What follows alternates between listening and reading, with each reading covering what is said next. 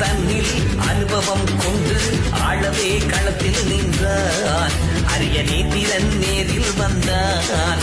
அரிய நேத்திரன் நேரில் வந்தான்.